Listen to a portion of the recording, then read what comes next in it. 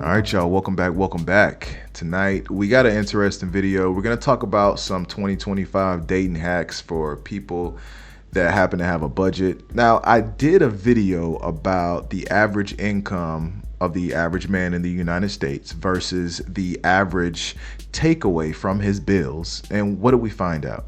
We found out that the average man is negative every month with income. But people still want to date, right?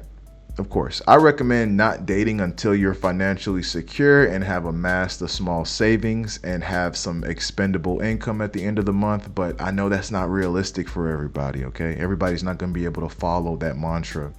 So I've comprised a list of 5 dating hacks for men this year to get you in a good position to where you're not spending mass amounts of money on dates and you can still date comfortably whilst in this crazy economy, guys. This economy is nuts.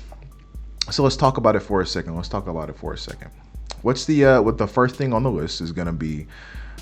Now, this is going to be really low budget, of course, because it's not going anywhere. You're going to be at home.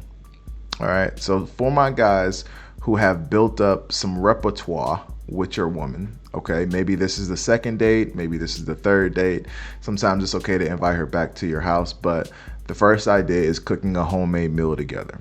All right, this is a good date idea because it involves both people doing a task. You can walk and talk and get to know each other while you're making the meal together. You get to see how she cooks. She gets to see how you cook.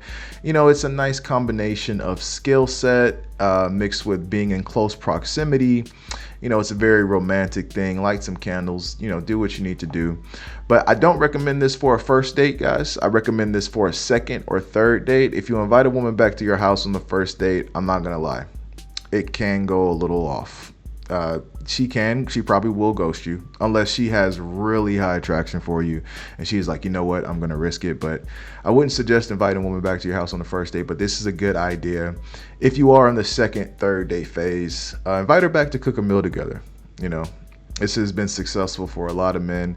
And what I would say is make sure you have a nice kitchen. And when I say nice, I mean clean. Clean your kitchen. Make sure you can wipe your hand on the countertop and not feel any crumbs or anything like that. Just wipe your stuff down, man. It's really simple. But make a simple meal. Maybe some salmon, maybe some steak.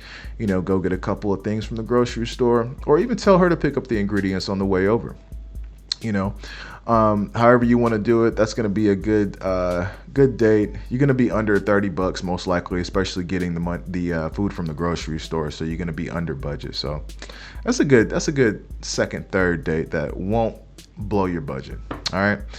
So let's talk about the second one on the list: attending a free local event or a pop-up event. Now, what do I mean by that? I mean these events that come around town, little art shows. They have galleries, all type of stuff that you can do for these free events. They have small concerts that pop up, local concerts. They have tastings that pop up, food shows that pop up. I would recommend checking your local Google, checking your local events. And you'll find this stuff, guys. And if they're not free, a lot of times they're very inexpensive. $8 to get in, $10 to get in, like very inexpensive. And, you know, sometimes it's all inclusive to where you pay the small fee, you get in and you can do all the tastings or try all the foods or whatever. And this is simply just planning and scheduling. So these events happen every weekend. Most of my guys out here, you're going to be dating your chicks on the weekends. Most of y'all is not going on dates through a week because you're working. And then when you get off work, you're on your purpose or whatever. So check these out online first. It's going to be different per city. I live in Atlanta, so we got a million events every weekend. It's super easy down here with that. But check your local events and start catching these small pop-up events that happen. A lot of times they're very inexpensive and they end up being a lot of fun, y'all. I'm not even gonna lie. You're gonna have fun yourself too. They end up being a lot of fun. So make sure you check those events. I think that's a great idea. All right, so let's talk about the third one. Visit an art gallery or a museum. art gallery or museum. Now, this is different from number 2 because this isn't a pop-up event. This is going to be a stationary art gallery in your city or a museum in your city. I need you to get familiar with the museums in your city because these are very good date ideas, very good first date ideas as well. They invite a low level of input, meaning that all you have to do is literally just walk and look at art. And you don't have to be quiet like you're in a library. You can talk to the woman, but you walk around the art gallery, you take looks. A lot of times they have refreshments. Those are also inexpensive as well. And this will breed some conversation. And also you could get to see how into art she is. I'm not sure if we got any brothers into art, but you get to see how into art she is. And also you'll get to see what she's interested in, what her visual cues are. And you get to peep her body language. You get to do a lot of stuff on an art gallery day. So I definitely recommend that. And for the museums, what I would say is, fellas, make sure you don't go to like a depressing museum. Like I wouldn't recommend like a Holocaust museum on the first date, or like in Atlanta we got civil rights museums that have like a lot of slavery stuff in it. I wouldn't go. I wouldn't go there on the first date. It's just you don't want something that's gonna kind of damper the mood, right? So. That's my thoughts on that. All right, so that's number 3. Let's go to number 4. Food truck dates, guys. Food truck dates are the bomb, okay? Find out where these food trucks are around your city, on what days, what times, and plan your dates accordingly.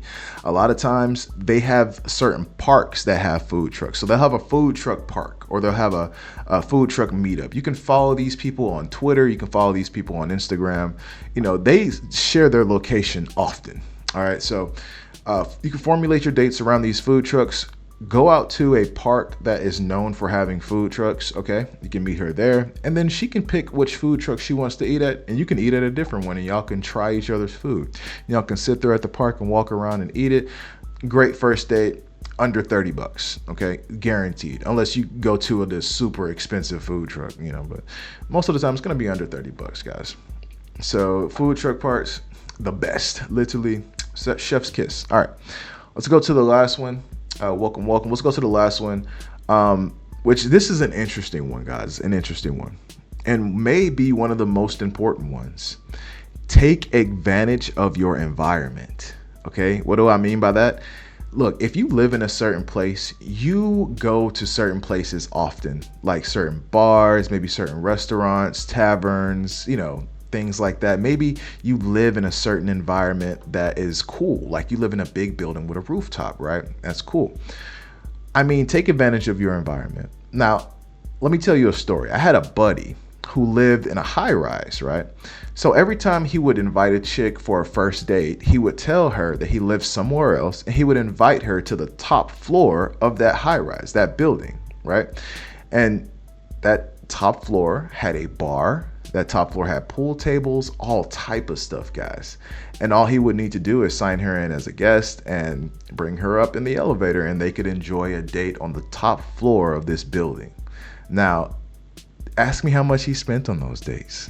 Almost nothing. The only thing he paid for was the drinks at the bar. And that's it. Also use, and when I say use your environment, use the connections. If you're cool with a local bar that lets you come with no fees and discounted drinks or something, or you have bartenders that are cool with you, that may just give you some drinks and tell you, it's okay, next time.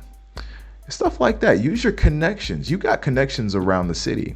Years and years and years ago when I lived in an apartment, I had a connection at this hookah bar, at this hookah lounge, right? And I used to take young women there on dates. And it was fairly easy because as soon as I came in, the waitress already knew what type of hookah I wanted.